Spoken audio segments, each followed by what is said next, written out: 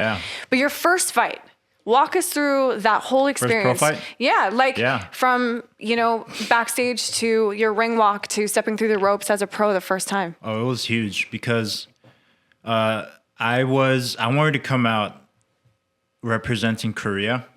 Louisville, Kentucky is my home, but I'm a Korean. And all Koreans love being Korean. Right. And it was so special because I got to, if I remember correctly, there was a little kid at my church that I brought him to the gym with me. And I had him holding the flag coming out of the ring and with the Korean song music. And then for my first fight, I sold over like 100 tickets. And just any Asian people you see, that was my people's. Yeah. And it was so loud, man. I've had like friends come up to me after the fight. I won by TKO in the second round. Yeah. They were like, dude, that was like one of the best nights I've ever had in my life. Epic. And it was very epic, and I've had my family get a table and a bunch of people get tables, but first, I'm a very slow starter, and Coach JY will tell you, but I'm a very slow starter. So first few seconds, I like to feel it out. But at the same time, I get kind of hit.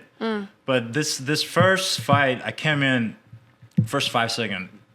I'm coming in with I slipped the jab and I come up to shoot the 2, but he shot a 1-2, and I'm coming up and he clips me, and my head just kind of like turns like that, and all you hear is just oh, right. And everybody just gets scared. But I think something about Koreans, when you get hit, it just kind of like you just get turned on. It fires you up. Yeah, turned on isn't like, it fires you up. Yeah.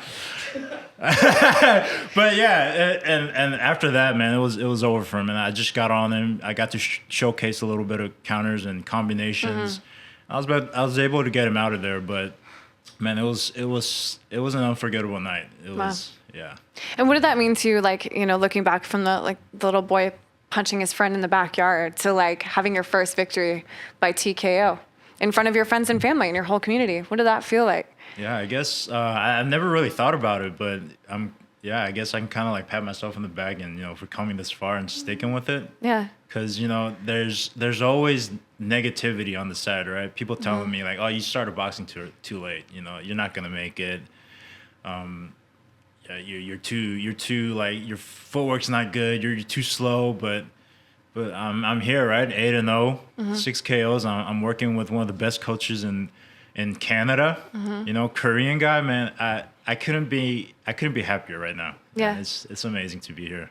And so, what, like, when you came here, you met JY, you've been working with them. Were there specific things you brought to the table that you wanted help with to improve your game from him? Yeah, for sure. And if so, what are they? What are you guys working on? Yeah. I mean, he's been on me since day one. Ever since he saw me, like there's a lot of flaws in my game right now, but I'm just trusting Coach JY to just sharpen that for me, and I think it's a little bit more special between me and him because we do share a same cultural background, and it's more than just like a coach-fighter relationship that we have. It's we have an older brother, kind of younger brother culture, like 형 and 동생.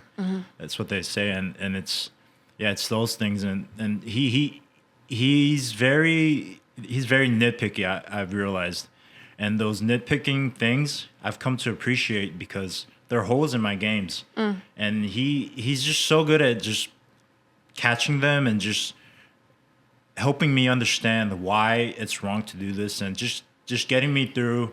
And I guess I've been boxing for about 8-10 years, and it's hard for me to make that transition from an old coach to a new coach, but just the way how the connections that we've made, it just seems like I've known him forever, and it's just it's amazing. Well, you can't leave then, right? Yeah. Like I'm staying in your house. you can't leave. Yeah, you burned it last night. Dude, I've been eating like a king this past few days.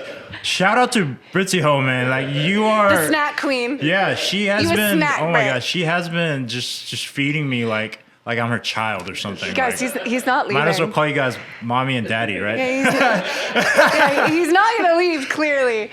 Okay, so what was the plan? Was the plan originally just to show up and see what happens and start to get some training in, or was it?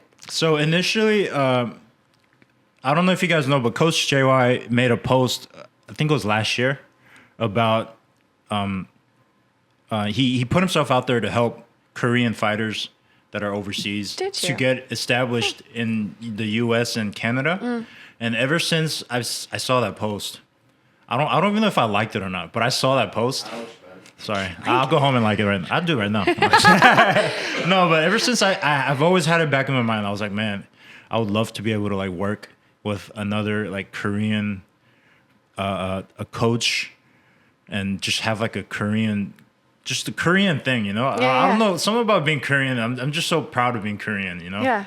And excuse me, and that was, yeah. Sorry, what was the question? I just kind of got lost in the sauce. Well, yeah, like, you know, you guys clearly connected, and you had a kind of a game plan when you came here. Was it sort of like, let's just show up and see what happens? Yeah.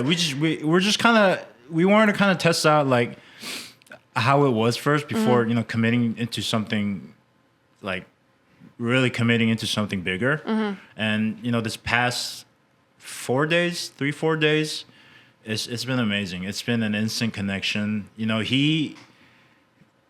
I could have been a weirdo with some kind of fetish or something. He could have been some surprise.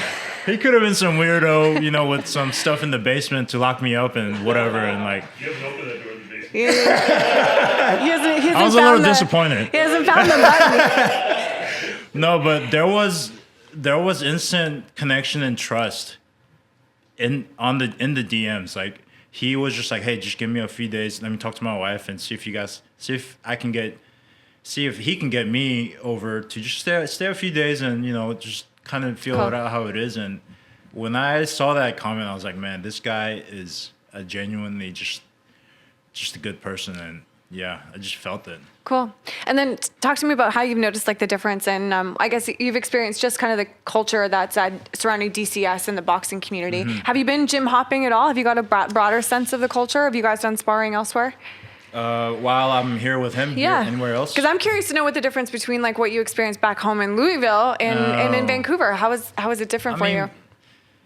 Any boxing gym like culture, if you're working hard, I think you can kind of tell. Like, right. Especially like I think one of the things of a good gym is like it's like the smell. I mean, DCS is pretty nice and they keep it pretty clean there, but the fighters, man, their stuff stinks. And that's how you know they're working hard. Yeah. Word.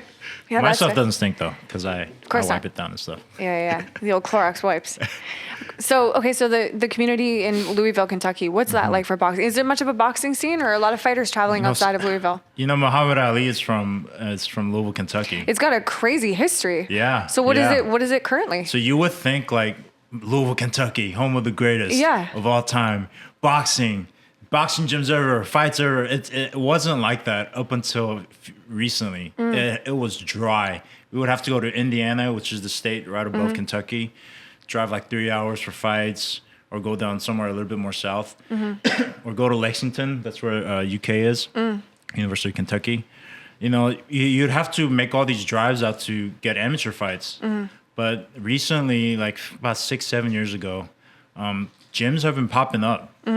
And fights have been coming up, and it's honestly, I can say that with confidence that Louisville, Kentucky is a legitimate fight city. We have a lot of good pro and amateur fighters that are professional-wise. I think we're still growing, but amateur-wise, we've got a lot of ranked fighters.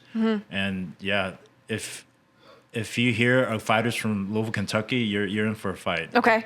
Yeah. So once you wrap and you head back home to Louisville, what are you hoping to bring with you from your experience here in terms of your game, your fight game? You know, how are you going to take that step, the next step forward, I suppose, once you get home?